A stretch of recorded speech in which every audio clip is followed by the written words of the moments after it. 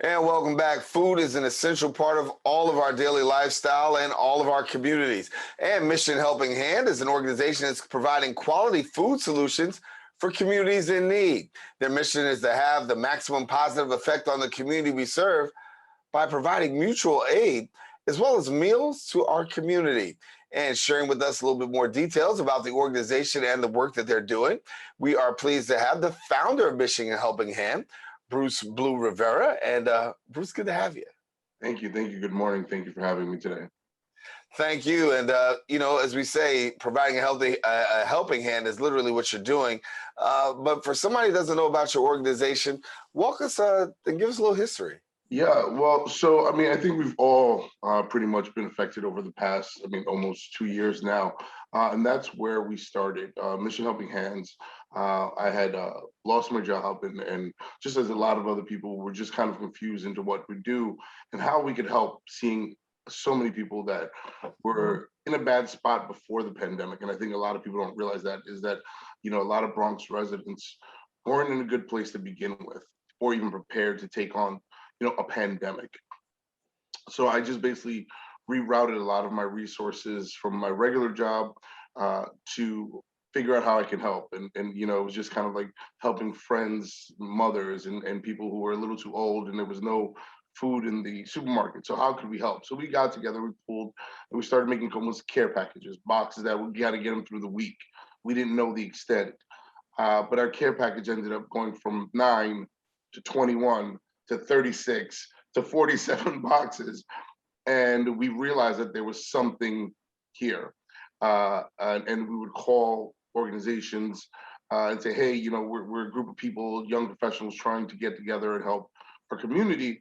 And the first thing they would say was, well, what organization you're with, what charitable organization, what nonprofit. And that's when the light went off. And I said, you know what? There's a need here. There's a necessity here.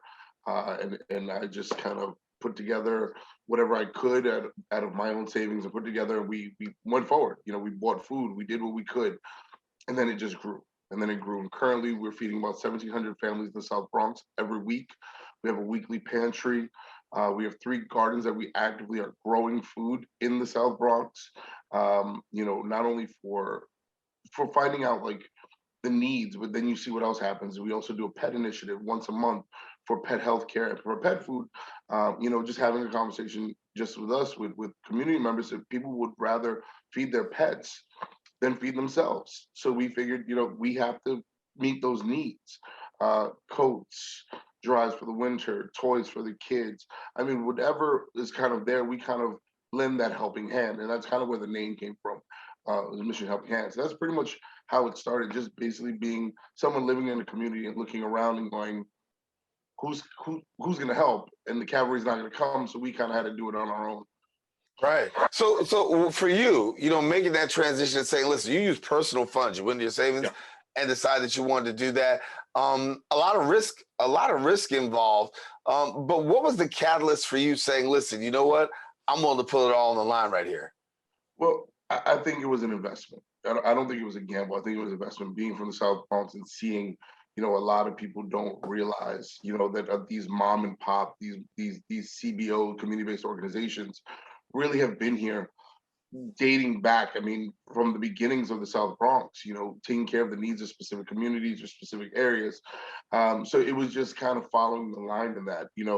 When I decided just to light the fire.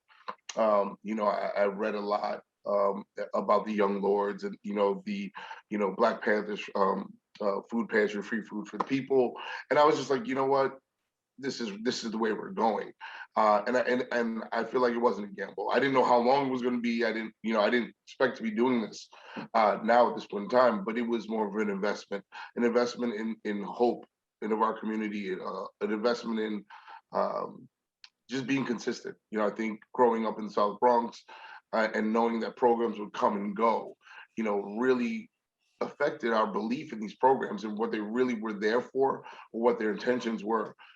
We were there every Saturday, rain, snow, Christmas, holiday, we're there. And people, they really learned to believe and to trust in us because we're not only from the community, but we have not showed up. So, how do people? You got volunteers, I'm sure, that assist you in the work that you do. How do the volunteers actually become a part of the work that you do? Yeah, it's amazing. Social media has helped us so much. Instagram and just getting the word out. And one of the biggest misconceptions that in the Bronx or in urban areas is that the youth don't care about their community or they're not invested in their community. And we're a shining example. We've activated over 800 volunteers since we've started, ranging from ages 5 to 85. People who are members of church groups, other CBOs that have stepped up and said, "We love what you're doing. How can we help? We have manpower."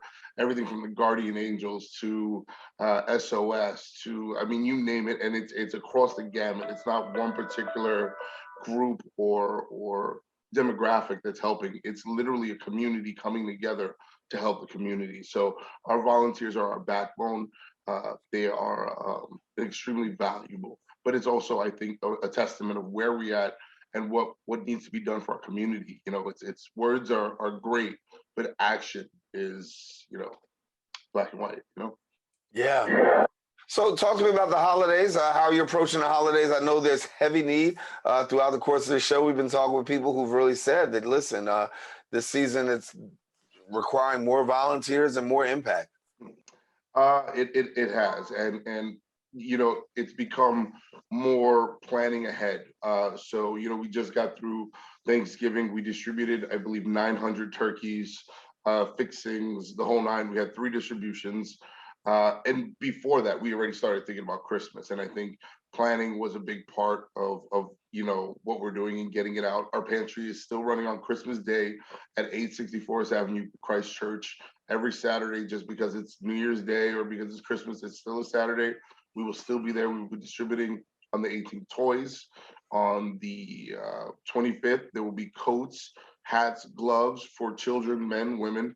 And then I believe also on the 1st, we're going to be doing coats drives. We also do vaccination drives, testing. A lot of these areas that we service are in almost a health or a medical drought, believe it or not, and they're really underserviced. So we really try to highlight that as much as we can with our platform. We're more than just food. We're about community enrichment and mutual aid. Well, I want to thank you. I do want to thank you for being with us and sharing a lot about the organization. Great work that you're doing, and really inspiring to see somebody just turn around and really turn it around for good in a manner that you're doing. And thank you so much for being with us, Bruce. Thank you so much. And I would love to have you or anybody come on down and volunteer with us. We'd love to see you. And I think a lot of people don't realize that it only takes one time. People, oh, I don't have time. But if you can find that one day, that one moment, and just really see somebody and meet somebody in your community and lend that helping hand, it changes the world of difference, especially during the holiday season. If I get life, health, and strength, count me in. You got me. One day you'll get me there. 2022, you got me. I appreciate you. Thank you, sir. All right. Bruce Blue Rivera, again, thank you so much for coming on. The great work that you're doing, the inspiration. And yes, we look to see great things happening for you, both in 2021 and also in this new year, 2022. Now, listen, if you want more information, we encourage you to visit the website at missionhelpinghand.com and then follow them on Instagram and Twitter at Mission HH NYC.